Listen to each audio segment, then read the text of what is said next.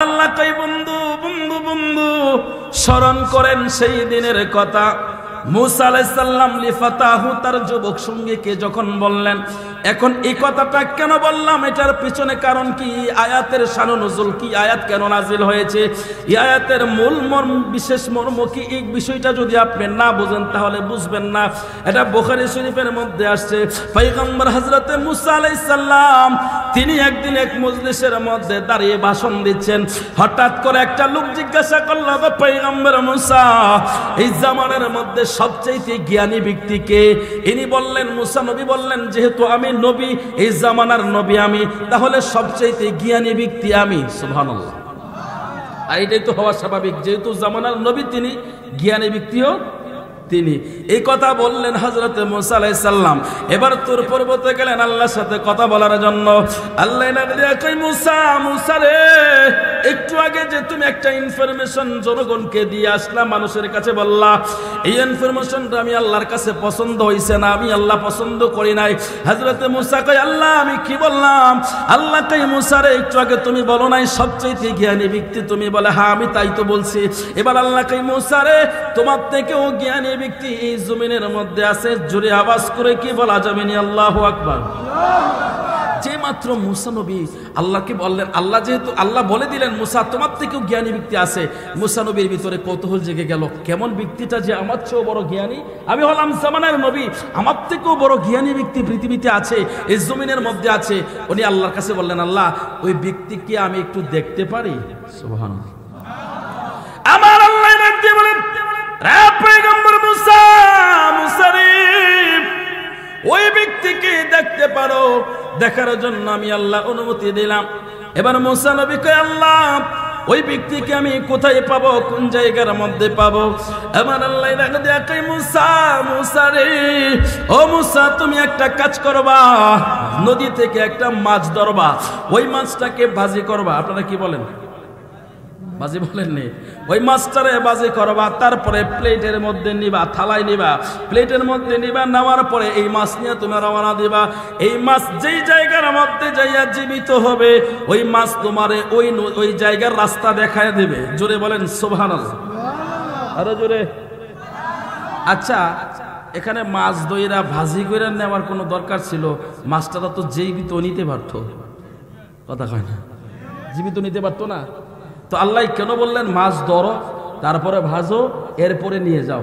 সুবহানাল্লাহ। রে সিলেটের মুসলমান, মুসলমানের আমার আল্লাহ কেন নিলেন, কেন বললেন? আমার আল্লাহর প্রত্যেকটা কথার পিছনে হাকিকত আছে, কথা বলেন ঠিক কিনা? আল্লাহ বুঝাইতে চাইলেন যারা আমি আল্লাহর ওলি হয়, যারা আমি আল্লাহর পছন্দের হয়, যারা আমার আল্লাহর বন্ধু হয়, তাদের কাছে আমার আল্লাহ বিশেষ কিছু রহস্য লুকায়া রাখছে। একটু আওয়াজ করে বলবেন নি আল্লাহু আকবার। আমি মাঝে মধ্যে যদি একটু গজল কই, একটু শান কই, আপনারা কি আবার আমারে বন্ড কইবেন না তো? হ্যাঁ, যে কথার ভিতরে হারাম নাই, সে কথা বললেও জায়েজ, এটা সুর দিয়া বললেও জায়েজ, কথা বলেন ঠিক কিনা? তো আমার শানের ভিতরে যদি কোনো হারাম কিছু না থাকে, শিরিক না থাকে, তাহলে আমারটা জবান দিয়া বললেও সওয়াব হবে, সুর দিয়া বললেও সওয়াব হবে, কথা বলেন ঠিক কিনা? তোরা এত রাত ধরে আপনারা বসে আছেন, আমি তো ভাবছি না যে আপনারা ওয়াজ শুনবেন, এরপরে যখন বসে আছেন মনে হচ্ছে আপনাদের ভিতরে আল্লাহর রহমত আছে। তুমি ডোবায়ে বাপ সাইতে পারো, বাসাইলে কিনার দাও কারো, রাখো মারো হাত মারো, তাইতে তোমায় ডাকি আমি এলাহে আল মিন গয়াল্লাহ, বাদশাহ আলম ফানা তুমি এলাহে আলা মিন গয়াল্লাহ, বাদশাহ আলম ফানা তুমি। কোনো হারাম আছে এখানে? হ্যাঁ, আল্লাহ বাদশাহ আলম না? সমস্ত কিছু বাদশাহ আল্লাহ না? তো আল্লাহ ডুবাইলে বাসাইতে পারে না, বাসাইলে কিনার দিতে পারে না? এ ক্ষমতার মালিক কে? সমস্ত ক্ষমতার মালিক কে? কোনো সন্দেহ আছে? মাঝে মধ্যে গাই মতো নাকি বন্ড কইতেন না তো? হ্যাঁ, বন্ড বলি না আবার দৌড়ায় দেন আমারে, দৌড়ায়েন না ভাই, আমি তো হারাম, আমি নিজেও তো হারাম থেকে বাঁচতে হবে, কথা বলেন ঠিক কিনা? তা শোন, আমি আপনাদেরকে শোনাবো, আপনাদের মন মতো কিছু শোনায় যাবো আজকে কালাম আপনাদেরকে শোনাবো, যদি আপনারা আল্লাহর কোরআনটা একটু শোনেন, শুনবেন তো? রে বন্ধু আমার, আল্লাহ ডাক দিয়ে কই মুসা, মুসা রে যাও একটা মাছ ধরো, মাছটা ধরে থালার মধ্যে নিয়ে বাজি করে এবার রওনা হয়ে যাও। হযরত মুসা আলাইহিস সালাম যখন মাছ ধরলেন, মাছ ধরার পরে মাছটা বাজি করলেন, বাজি করার পরে এবার মুসা নবী রওনা হয়ে গেলেন। যে মাত্র মুসা নবী রওনা হবে এমন সময় মুসা আলাইহিস সালামের একজন যুবক সঙ্গী, ওনার সম্পর্কে বাগিনা হয়, ইনি এসে দাঁড়ায়া বললেন, ওগো পয়গম্বর মুসা আপনি কোথায় যাবেন? বলে আমি একটা সফরে বের হয়েছি। ওই যুবকটা ডাক দিয়া কয়, ওগো পয়গম্বর আমি আপনার সাথে সফর সঙ্গী হতে চাই। এবার মুসা নবী বলে, ঠিক আছে তুমি আমার সাথে সফর সঙ্গী হতে পারো। আমার আল্লাহ সেই কথাটা এখানে স্মরণ করাইয়া দিচ্ছে। ওয়াইদ ক্বালা মুসা, বন্ধু স্মরণ করেন সেই দিন মুসা যখন বলেছিল লিফাতাহু, তার যুবক সঙ্গীকে, লা আবরাহু আমরা থামবো না, হাত্তা আবলুগা যতক্ষণ না মাজমাআল বাহরাইন দুই সমুদ্রের সঙ্গম স্থলে আমরা না পৌঁছাই, আও আমদিয়া হুকবা যুগ যুগ ধরে আমরা সফর করতে থাকবো, চলতে থাকবো। যুবক বললেন, হুজুর আমার কোনো সমস্যা নাই, আপনি চলতে পারলে আমিও চলতে পারবো। জোরে বলেন সুবহানাল্লাহ। এবার আমার আল্লাহ কই ফালাম্মা, অতঃপর বালাগাত মাজমা, তারা যখন পৌঁছে গেল বাইনিহিমা নাসিয়া হুতাহুমা ফাত্তাখাযা সাবিলাহু ফিল বাহরি সারাবা, তারা যখন পৌঁছে গেল এমন একটা জায়গায়, ফালাম্মা বালাগা মাজমা বাইনিহিমা নাসিয়া হুতাহুমা, তারা যখন ওই জায়গার মধ্যে পৌঁছে গেল, পৌঁছে যাওয়ার পরে তারা একটু বিশ্রাম নিল। বিশ্রাম নেওয়ার সময় ফাত্তাখাযা সাবিলাহু ফিল বাহরি সারাবা, তাদের সাথে থাকা মৃত মাছটা জীবিত হয়ে সাগরের সুরঙ্গ পথ ধরে এসে নদীর ভিতরে চলে গেল। একটু আওয়াজ করে বলতে পারবেননি আল্লাহু আকবার? এই জন্য আমি ডুবায়ে বা সাইতে পারো, বাসাইলে কিনার দাও কারো, রাখো মারো হাত তোমারো, তাইতে তোমায় ডাকি আমি এলাহি আল মিন গয়াল্লাহ বাদশাহ আলম ফানা, তুমি মৃতরে জীবন দান করে আবার জীবিতরে মৃত্যু দান করে ক্ষমতা কার হাতে? তুলিজুল লাইলা ফিন নাহার ওয়া তুলিজুন নাহারা ফিল লাইল ওয়া তুখরিজুল হাইয়া মিনাল মাইয়িতি ওয়া তুখরিজুল মাইয়িতা মিনাল হাইয়্যি। একটু আওয়াজ করে বলা যাবে না আল্লাহু আকবার? তিনি দিনের ভিতরে রাতকে ঢোকায়, রাতের ভিতরে দিনকে ঢোকায়। তিনি মৃতদেহের মধ্যে প্রাণ দেয়, আবার দেহ থেকে প্রাণটা কেড়ে নিয়ে যায়। এই সমস্ত কিছুর ক্ষমতার মালিক হইল আমার আল্লাহ। কথা বলেন ঠিক না বেঠিক? ও বন্ধু, বন্ধুরে মুসা আলাইহিস সালাম এবং তার যুবক সঙ্গী যখন ওই জায়গার মধ্যে অবস্থান করলো, অবস্থান করার সময় মৃত মাছটা জীবিত হয়ে সাগরের সুরঙ্গ পথ ধরে চলে গেল। ফালাম্মা জাওয়াজা ক্বালা লিফাতাহু আতিনা গাদাআনা, হযরত মুসা আলাইহিস সালাম তার যুবক সঙ্গীকে বললেন, ক্বালা লিফাতাহু যুবকটাকে ডেকে বললেন, আতিনা গাদাআনা আমাদের নাস্তাটা কোথায়, মাছটা কোথায়, মাছটা নিয়ে আসো। লাকাদ লাকিনা মিন সাফারিনা হাযা নাসাবা, এই সফরের মধ্যে আমরা নিশ্চয়ই বড় ক্লান্ত এবং পরিশ্রম করে ফেলেছি, আমরা অনেক বেশি, আমাদের নাস্তাটা নিয়ে আসো, আমরা এটা খেয়ে আমাদের পেটের খিদা নিবারণ করে। এমন সময় ওই যুবকটা বলল, ক্বালা আরাআইতা ইয আওয়াইনা ইলাস সাখরাতি ফাইন্নী নাসিতুল হুত।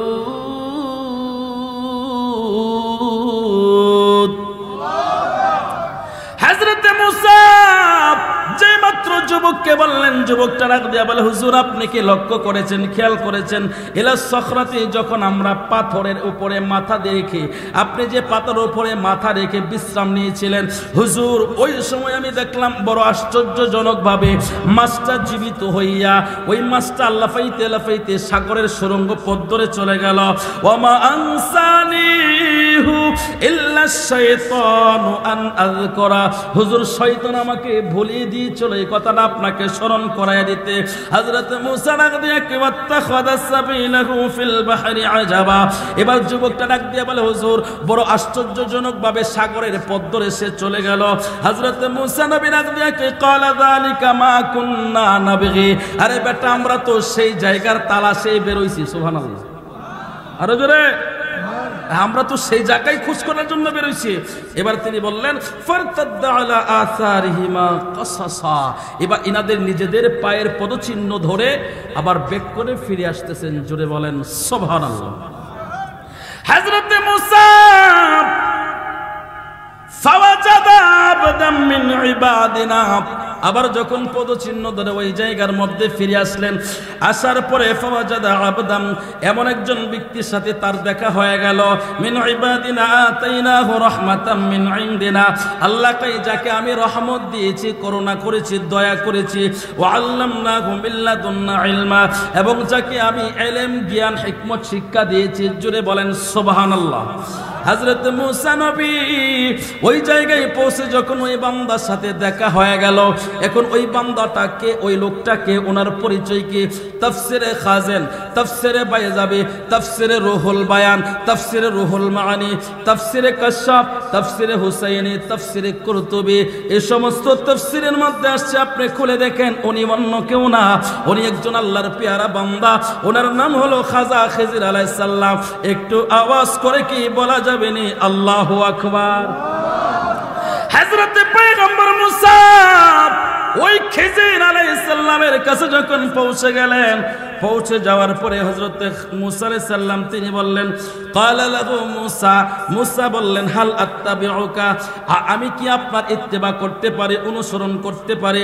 আলান তুআল্লিমানি মিম্মা উল্লিমতা রুশদা, যে ইলম, যে জ্ঞান আপনাকে শিক্ষা দেওয়া হয়েছে তার থেকে কিছু শিখার জন্য আমি কি আপনাকে অনুসরণ করতে পারি?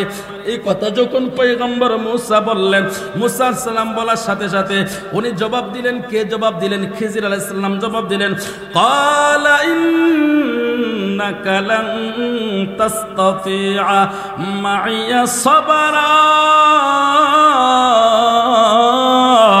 জোরে বলেন আল্লাহু আকবার। খিজির আলাইহিস সালাম ডাকে পয়গম্বর মুসা, মুসা আপনি ধৈর্য ধারণ করতে পারবেন না। সুবহানাল্লাহ, আরো জোরে। উনি কি বললেন? মুসা নবী আপনি কি করতে পারবেন না? ধৈর্য ধারণ করতে পারবেন না। ও কাইফা তাসবিরু আলা মা লাম তুহিত বিহি খবরা, আপনি কি করে ধৈর্য ধারণ করবেন যে বিষয় সম্পর্কে আপনার জানা নাই? জোরে আওয়াজ করে বলা যাবে নি আল্লাহু আকবার। হযরত মুসা ডাক দিয়ে বলেন, আল্লাহর বান্দা, ক্বালা সাতাজিদুনি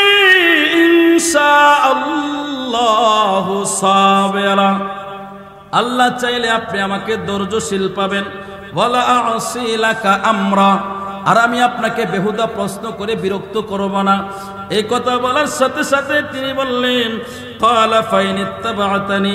হযরত খিজির আলাইহিস সালাম বললেন, ক্বালা ফাইন ইত্তাবা'তানি ফালা তাসআলনি আন শাইইন হাত্তা উহদিসা লাকা মিনহু যিকরা। রে পয়গম্বর মুসা, মুসা রে, যতক্ষণ পর্যন্ত আমি নিজে থেকে তোমারে কিছু না বলবো ততক্ষণ তুমি আমাকে কোনো প্রশ্ন করতে পারবা না। এবার এই কন্ডিশনের ভিতরে তোমার মতামত কি বলো? হযরত মুসা কয় ঠিক আছে, ডান, ওকে। সুবহানাল্লাহ, আরো জোরে। ইনি বললেন আমি নিজের থেকে যতক্ষণ কিছু না বলবো তুমি ততক্ষণ আমাকে প্রশ্ন করতে পারবা না, আমাকে বিরক্ত করতে পারবা না। উনি বললেন ওকে ডান, আমি আপনাকে কোনো প্রশ্ন করব না। এবার আমার আল্লাহ বলেন, রে দুনিয়ার মানুষ, ও আমার বান্দা বান্দিরা শোনো। ফান্তালাকা, তারা চলতে লাগলো। হাত্তা ইযা রাকিবা ফিস সাফিনাতি খারাকাহা, চলতে চলতে একটা নদী পথ পেল। সেই নদী পার হওয়ার জন্য একটা খেয়ার দরকার, নৌকার দরকার। কথা কোন ঠিক কিনা? এনারা নৌকার মধ্যে আরোহণ হইলেন, জাহাজের মধ্যে আরোহণ হইলেন। আরোহণ হওয়ার পরে এবার যখন জাহাজ জাহাজে আরোহণ হইলেন। قال أخرقتها لتغرق أهلها কি করলেন? এবার নৌকাটা পাড়ি দেওয়ার পর হযরত খিজির আলাইহিস সালামের হাতে থাকা লাঠি দিয়া ওই জাহাজটাকে ছিদ্র করে দিলেন। জোরে বলেন সুবহানাল্লাহ। যে মাত্র ছিদ্র করে দিল, পয়গম্বর মুসা খুব রাগী মানুষ, তিনি তাকায়া দেখলো। এবার কি তিনি কে বললেন, লাকাদ জিতা শাইআন ইমরা। এমন সময় তিনি খিজির আলাইহিস সালামকে ডাক দিয়া বললেন, আপনি এটা কি করলেন? এই বেটা আমাদেরকে এত সুন্দর করে পার করে দিয়েছেন, আমাদের কাছ থেকে পারিশ্রমিক নিয়ে নাই, আমাদেরকে সম্মান করে পার করে দিয়েছে, আপনি কেন এই নৌকাটারে ছিদ্র করে দিলেন? এমন সময় তিনি ডাক দিয়া কইরে, পয়গম্বর মুসা, মুসা রে, قال ألم أقل إنك لن تستطيع معي صبرا। ও মুসা, আমি আগে বলছিলাম না তুমি ধৈর্য ধরতে পারবা না? আমি তো তোমারে আগেই বলছিলাম। হযরত মুসা কই, হুজুর ক্ষমা করে দেন, মনে হইছে। সুবহানাল্লাহ। আরো জোরে, হুজুর আমাকে ক্ষমা করে দেন, আমার মনে হইছে। আপনি তো বলছিলেন আমি আপনাকে নিজে থেকে না বললে কিছু বলতে পারবো না, আপনার সাথে আমার কন্ট্রাক্ট হয়েছিল। তো মুসা নবী কয়, হুজুর ঠিক আছে, কিন্তু এরপরও আপনি নৌকার ছিদ্র করে দিলেন। হুজুর বলে, একদম চুপ, কোনো সাউন্ড নাই, চলতে থাকো। এবার কি করলেন? ফান্তালাকা, আবার চলতে লাগলেন। হাত্তা ইযা লাকিয়া গুলামান ফাকাতালা। হযরত মুসা আলাইহিস সালাম তাকায়া দেখলেন একটা ছোট্ট বালক, বড় সুন্দর ফুটফুটে সুন্দর একটা বালক। মুসা নবী তাকায়া দেখলো খিজির আলাইহিস সালামের হাতের থাকা লাঠি দিয়া বাড়ি দিয়া ওই বালকটারে মেরে ফেলেছে। ফাকাতালা, কতল করে ফেলেছে। সুবহানাল্লাহ। একজন নবীর সামনে যদি একটা বাচ্চারে কেউ কতল করে, এটা কি সহ্য করা যায়? এর মাঝে আবার মুসা নবী খুব জাদরুল পাওয়ারফুল নবী ছিলেন, না খুব রাগী নবী ছিলেন। জোরে বলেন আল্লাহু আকবার। হযরত মুসা ডাক দিয়ে বলেন, আল্লাহর বান্দা খিজির, ক্বালা কাতালতা নাফসান যাকিয়াতাম বিগাইরি নাফস। কোন কিছু প্রাণের বিনিময় ছাড়া আপনি একটা পবিত্র প্রাণকে আপনি হত্যা করে ফেলেছেন। লাকাদ জিতা শাইআন নাকরা, এটা নিশ্চয়ই আপনি গুরুতর অপরাধ করেছেন, বড় অপরাধ করেছেন। এবার তিনি ডাক দিয়া কই, খিজির আলাইহিস সালাম ডাক দিয়া কই, ক্বালা আলাম আকুল লাকা ইন্নাকা লান তাসতাতিআ মা'য়া সাবরা। ও পয়গম্বর মুসা, তোমারে বলছিলাম না তুমি ধৈর্য ধরতে পারবে না? সুবহানাল্লাহ। আরো জোরে। হযরত মুসা ডাক দিয়া কই, হুজুর বুঝতে পেরেছি, বুঝতে পেরেছি, এই জন্য আপনি আগে আমারে নিষেধ করেছিলেন। বলে, হ্যাঁ, এই জন্য নিষেধ করেছিলাম। قال إن سألتك عن شيء بعدها فلا تصاحبني قد بلغت من لدني عذرا। হুজুর এইটাই হলো লাস্ট, এইটাই হলো লাস্ট চান্স। হুজুর এরপরে আমি যদি আপনাকে আর বিরক্ত করি, আর কোনো কিছু জিজ্ঞাসা করি, হুজুর এরপরে যদি আমি আপনাকে আর কোনো কিছু জিজ্ঞাসা করি, আপনি আমাকে বিদায় করে দিবেন। قد بلغت من لدني عذرا, আপনি আমার তরফ থেকে উযর পেয়ে গেলেন, আপনি আমাকে একেবারে বিদায় করে দিবেন, আমি আর কোনো কিছু জিগাইব না। হযরত পয়গম্বর মুসা আলাইহিস সালাম যখন কথা বললেন, খিজির আলাইহিস সালাম বললেন, ঠিক আছে। ফান্তালাকা, আবার চলতে শুরু করে দিলেন। হাত্তা ইযা আতায়া আহলা ক্বরিয়াতি, একটা নগরের উপরে দিয়ে তেনারা যখন হেঁটে যাচ্ছিলেন, হেঁটে যাচ্ছিলেন, যাওয়ার পরে এমন একটা অবস্থানে তিনারা গিয়ে পৌঁছে গেলেন। ফাআবাউ আইয়ুদাইফুহুমা ফাওয়াজাদা ফিহা জিদারা ইউরিদু আইয়ানকাদ্দা ফাআকামা। এই সময়ের মধ্যে সকল মানুষগুলো এমন একটা অবস্থানের মধ্যে তিনারা ছিলেন, নীরব অবস্থায় ছিলেন। হযরত খিজির আলাইহিস সালাম, মুসা আলাইহিস সালাম যখন গিয়েছিলেন, যাওয়ার পরে এনাদের কাছে একটু আশ্রয় চাইলেন, খাবার পানি চাইলেন। ওখানকার অধিবাসীরা খাবারও দিল না, পানিও দিল না। হযরত খাজা খিজির আলাইহিস সালামকে বিদায় করে দিলেন। বিদায় করে দেওয়ার পর হযরত খিজির আলাইহিস সালাম তাকায়া দেখলো একটা দিয়াল একেবারে নড়বড় হয়ে পড়ে যাচ্ছে। ওই দিয়ালটাকে তিনি টুক উঠায়া দিলেন। ক্বালা লাউ শি'তা লাত্তাখাযতা আলাইহি আজরা। মুসা নবী কয়, হুজুর আপনি যে দিয়ালটারে ঠিক করে দিলেন, আপনি তো এটার বিনিময়ে কিছু পারিশ্রমিক নিতে পারতেন, আপনি কেন পারিশ্রমিক ছাড়া এটাকে খাড়া করে দিলেন? হযরত খিজির আলাইহিস সালাম বলে, ক্বালা হাযা ফিরাকু বাইনি ওয়া বাইনিক। সুবহানাল্লাহ। আরো জোরে বলেন। পয়গম্বর, আপনার আর আমার মধ্যে এটাই তফাৎ, এটাই ফারাক। জোরে বলেন সুবহানাল্লাহ। হযরত খিজির ডাকে, মুসা, মুসারিব, ও মুসা, সাউনাব্বিউকা বিতাউইলি মা লাম তাসতাতি আলাইহি সাবরা। রে মুসা, মুসা রে, এতক্ষণ তুমি যে বিষয়গুলো সম্পর্কে ধৈর্য ধারণ করতে পারলা না, এটার সঠিক সমাধান আমি তোমার এই মুহূর্তে দিয়ে দিই, তুমি ভালো করে শুনে রাখো। হযরত মুসা কয়, কি সমাধান? একটু সমাধানটা খুলে বলেন। এবার তিনি বলেন, আম্মাস সাফিনাতু ফাকানাত লিমাসাকিন ইয়ামালুনা ফিল বাহরি ফারাদতু আন আইবাহা ওয়া কানা ওয়ারাআহুম মালিকুন ইয়াখুযু কুল্লা সাফিনাতিন গসবা। জোরে আওয়াজ করে বলেন আল্লাহু আকবার। হযরত খিজির ডাক দেখে, মুসা, মুসা রে, রে মুসা, যে নৌকা দিয়ে আমরা পার হইছি রে মুসা, আম্মা সাফিনাতু ফাকানাত লিমাসাকিন, কিছু গরিব মানুষ এই নৌকাটা বহন করত, এই নৌকাটা চালাইতো। যে মাঝি নৌকাটা চালাইছিল তার বাড়িতে 6-6টা মানুষ, এই মানুষগুলো এই নৌকাটার দ্বারা চলাফেরা করত। এই নৌকা থেকে যা রোজগার হইতো এই দ্বারা তার সংসারটা চলতো। কিন্তু এই এলাকার ভিতরে একজন প্রভাবশালী মানুষ, একজন প্রভাবশালী সওদাগর, সে এই এলাকার ভিতরে অভিযান চালিয়ে যত ভালো ভালো নৌকা আছে সে তার নিজের দখলে নিয়ে যাচ্ছে। এই নৌকাটা আজকে রাত্রে নিয়ে যাওয়ার কথা ছিল। এই নৌকাটা নিয়ে গেলে আগামীকাল এই লোকগুলো গরিব মানুষ, এরা কাজ করে খেতে পারবে না। এই জন্য আমি নৌকাটা ছিদ্র করে দিলাম, সারা রাত পানি উঠে নৌকাটা ডুবে থাকবে।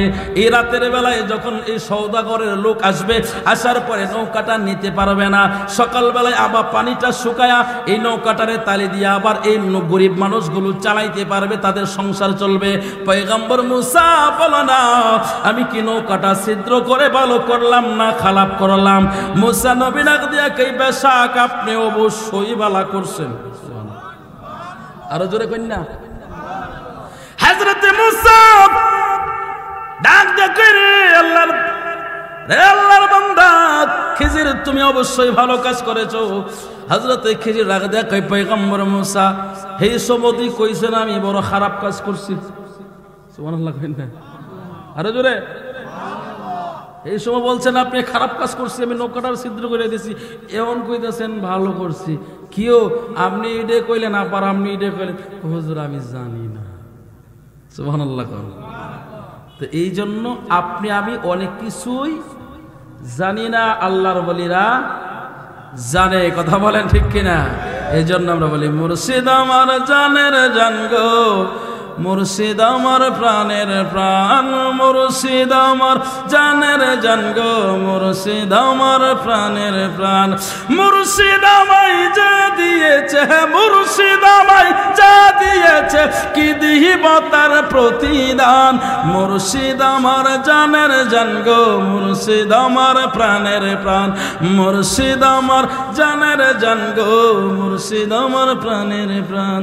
তুমি মুর্শিদ পরশরতন, আমরার জীবন আমরার মরণ, মনে চাই সর্বক্ষণ গাইতে তোমার গুণগান।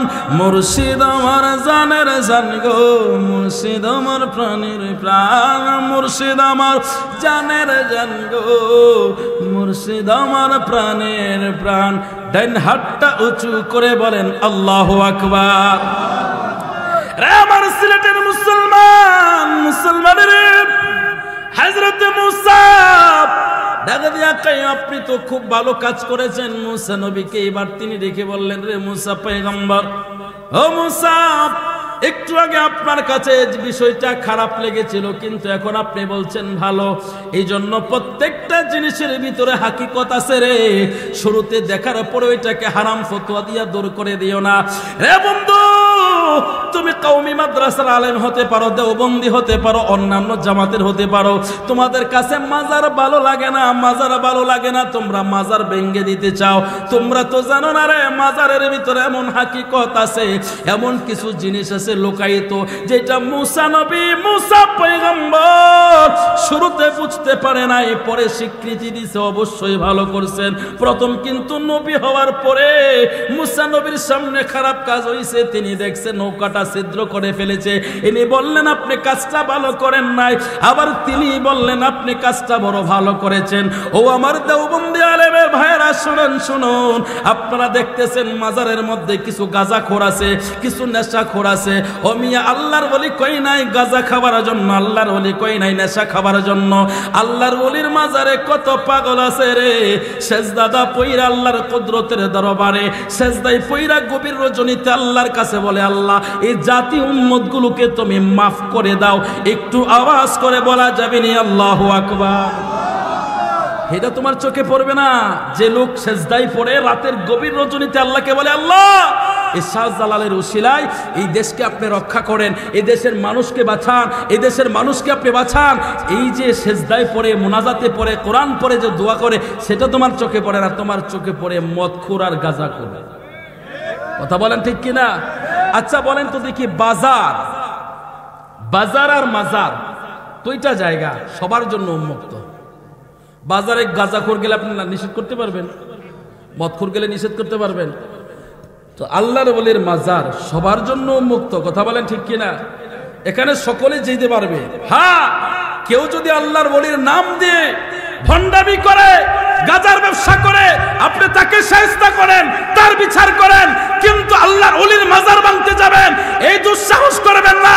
আল্লাহর ওলির মাজারের দিকে কেউ যদি হাত দেন, আমরা বলবো আপনার হাতও থাকবে না, মাথাও থাকবে না। কথা বলেন ঠিক কিনা? প্রয়োজন হলে যুদ্ধ করব ময়দানে, এক সাগর রক্তের বিনিময় হলেও শাহজালালের পূর্ণভূমি এই জমিনকে আমরা রক্ষা করব। দুই হাত তুলে আল্লাহকে দেখা।